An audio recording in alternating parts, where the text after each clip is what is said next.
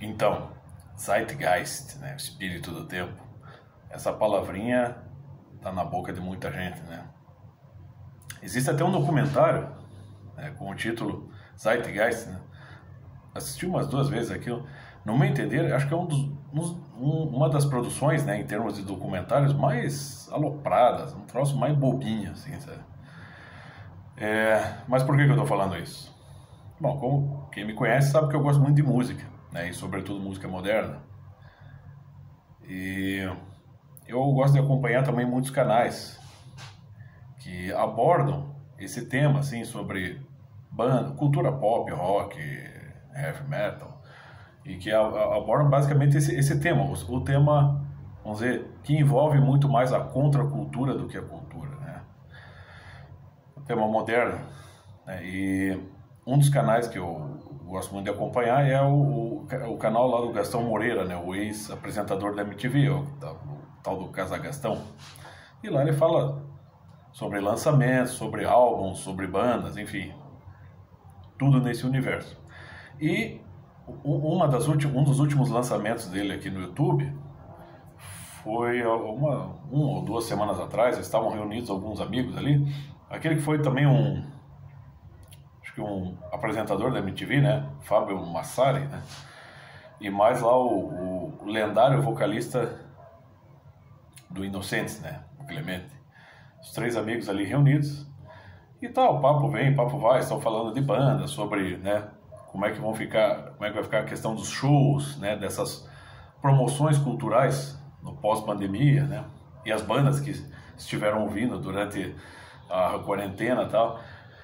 E lá pelas tantas, um deles colocou uma crítica sobre essa questão das pessoas no show, a geração, né, a atual geração de jovens, né, de adolescentes, estão nos shows e parecem estar muito mais ocupados com seus celulares em registrar uma parte do show com seus celulares do que propriamente prestando atenção no espetáculo, né?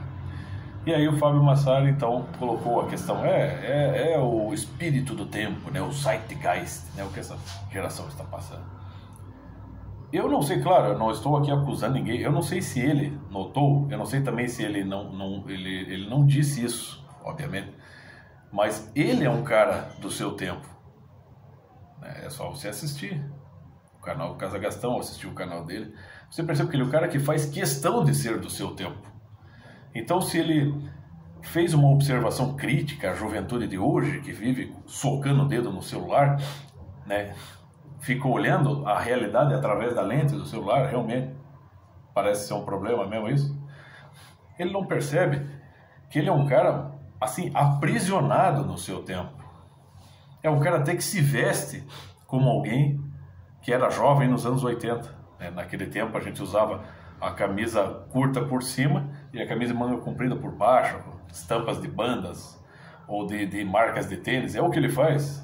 E a gente percebe que eles estão, né, essa turminha, eles estão todas presas numa cultura, né, do seu tempo, que eles só falam disso.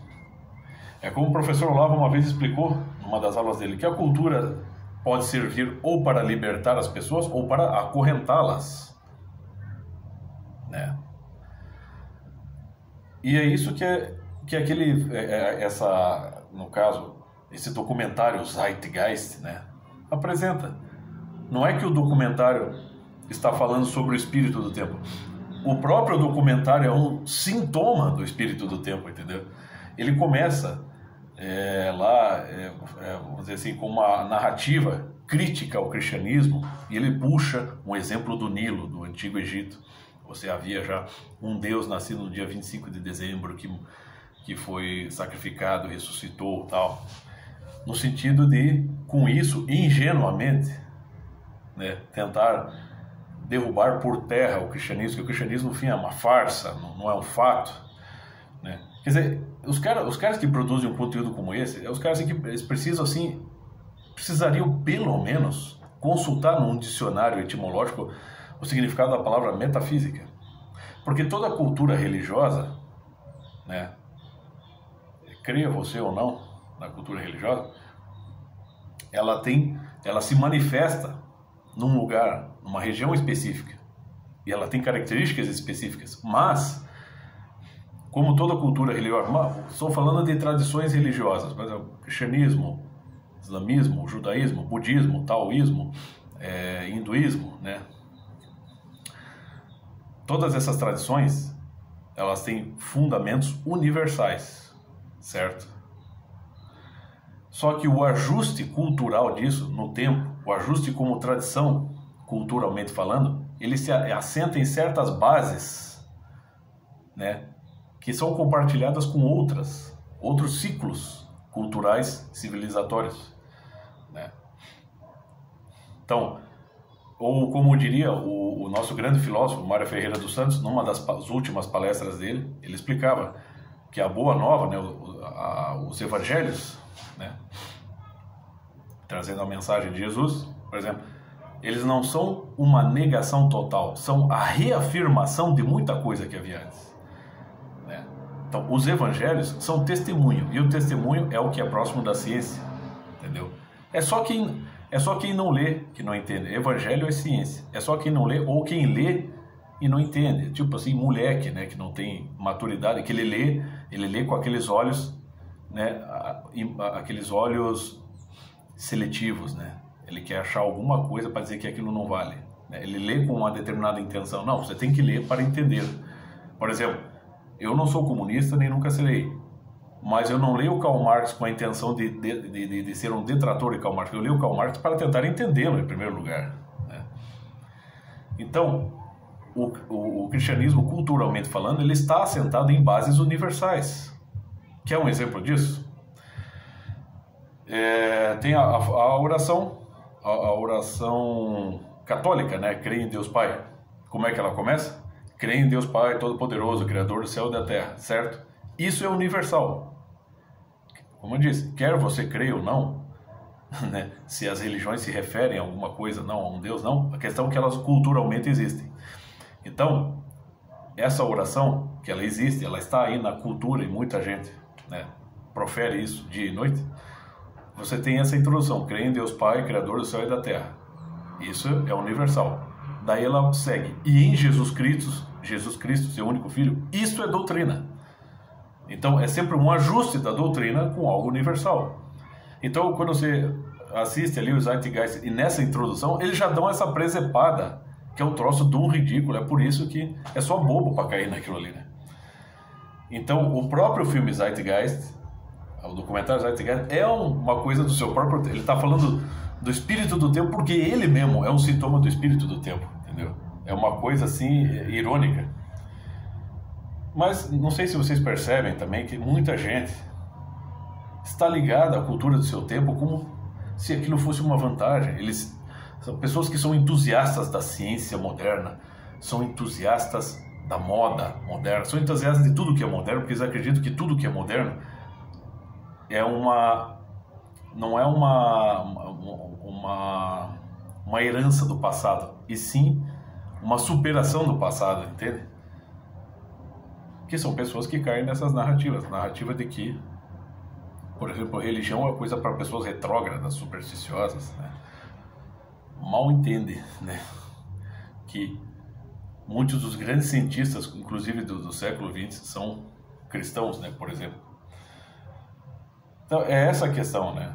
É a pessoa, no caso ali, voltando ali o pessoal do canal do Casa Gastão, são os caras que estão muito ligados à cultura do seu tempo, mas são capazes de apontar os outros, né, da geração seguinte, né, dessa geração de agora, e não os da sua geração. Eles acham, dá a entender pelo menos, não sei se é isso, que os da sua geração são pessoas mais elevadas, né, culturalmente, espiritualmente. Como é que esses caras não percebem isso, né? Que eles são homens presos ao seu tempo e que a cultura tem que servir para nos libertar e não para nos acorrentar. Por exemplo, vamos pegar na área de música, que até separei aqui.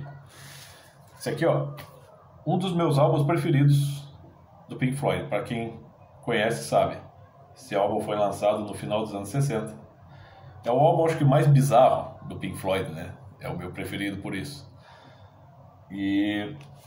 Então ele, num estilo Frank Zappa, é um álbum experimental. E ele tem muito mais...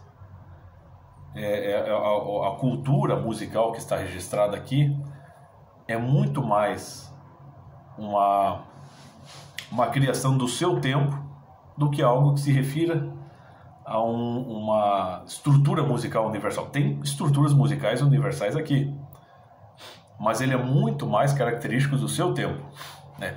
Será que daqui a 200 anos vão estar ouvindo isso aqui com o mesmo espírito que se ouvia nos anos 60, no século XX? Agora, quando você pega isso aqui, né, Mozart, obviamente que a criação do Mozart também vai ter algo do seu tempo, a criação musical do Mozart, mas ele tem muito mais estruturas universais da música aqui impregnadas do que no Pink Floyd.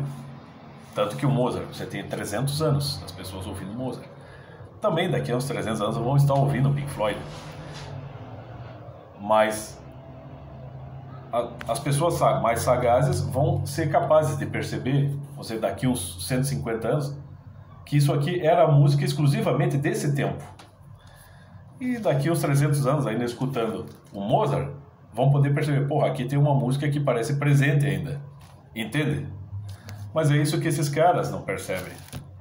Entendeu? Porque não tem interesse propriamente numa arte que se dirija ao universal, mas apenas que se ligue ao seu tempo. Não que eu também gosto das coisas do meu tempo, né? Também sou, todo mundo tem a sua nostalgia, mas a gente tem que aprender também que não é porque é do nosso tempo que é melhor. Quer saber o que é o espírito do seu tempo? Leia isso aqui, ó. O próprio Zuinir Ventura, tentando puxar o saco da esquerda aqui, acaba caindo nas suas próprias armadilhas. Mas é um documento interessante. Isso ajuda a entender, né? 1968, o ano que não terminou. Quer entender um pouco também mais a cultura de um tempo? E que quer, vamos dizer assim, se atualizar e intensificar nas suas pautas? Leia isso aqui. Lendo isso aqui, você também vai entender muito do nosso tempo, né? E de, inclusive, como isso chega a influenciar até na cultura que chega na nossa casa, né? É isso aí, gente. O Zeitgeist, diante disso aqui, é bobagem.